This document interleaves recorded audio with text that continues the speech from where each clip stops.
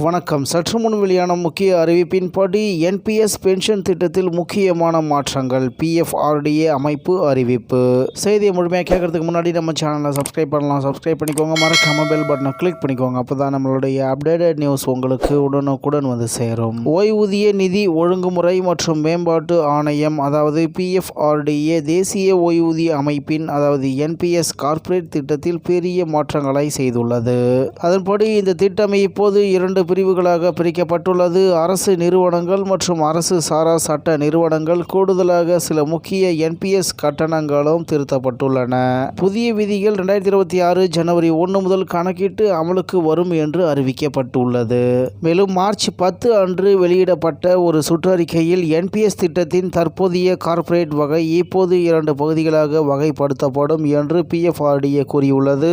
புதிய விதிகளின்படி ஒரு அரசு நிறுவனம் மத்திய அல்லது மாநில அரசுகளுக்கு சொந்தமான அல்லது கட்டுப்படுத்தப்படும் நிறுவனங்களை உள்ளடக்கும். இதில் அரசு நிறுவனங்கள், சட்டப்பூர்வ அமைப்புகள், கார்ப்பரேட் நிறுவனங்கள் மற்றும் பிற அரசு நிறுவனங்கள் அடங்கும். மத்திய பொதுத்துறை நிறுவனங்கள், அதாவது சிபிஎஸ்இக்கள், மற்றும் மாநில பொதுத்துறை நிறுவனங்கள், அதாவது எஸ்பிஎஸ்இக்கள் இந்த வகைக்குள் அடங்கும். இதன்படி பிஎஃப்ஆர்டிஏ வெளியிட்டுள்ள அறிவிப்பின்படி முன்னர் என்பிஎஸ் திட்டத்தின் கார்ப்பரேட் மாதிரியின் கீழ் பதிவு செய்யப்பட்டு இப்போது அரசாங்கத்தின் நீட்டிக்கப்பட்ட பிரிவாக செயல்படும் நிறுவனங்கள் இப்போது என்பிஎஸ்ஸின் அரசாங்க மாதிரியில் சேர்க்கப்படும். அத்தகைய நிறுவனங்களின் ஊழியர்கள் ஒரு புள்ளி இருப்பு, அதாவது பிஓபி மூலம் குறிக்கப்பட மாட்டார்கள். அதாவது இந்த ஊழியர்கள் பிஓபி தொடர்பான கட்டணங்களுக்கு உட்பட்டவர்கள் அல்ல என்று கூறப்பட்டுள்ளது. மேலும் என்பிஎஸ் திட்டத்துக்கான பிஓபி கட்டண அமைப்பை பிஎஃப்ஆர்டிஏ திருத்தியுள்ளது. அரசு சாரா நிறுவனங்களின் ஊழியர்களுக்கு வருடாந்திர கட்டண மேலாண்மையில் உள்ள சொத்துக்களின், அதாவது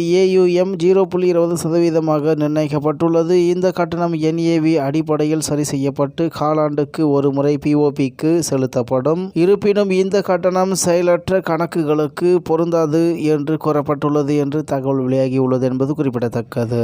இத்துடன் இன்றைய முக்கிய செய்தி நிறைவு பெறுகிறது. மேலும் இது போன்ற செய்திகளை உடனுக்குடன் தெரிந்து கொள்ள ஆர்கே நியூஸ் தமிழ்நாடு சேனலுடன் இணைந்திருங்கள். நன்றி, வணக்கம்.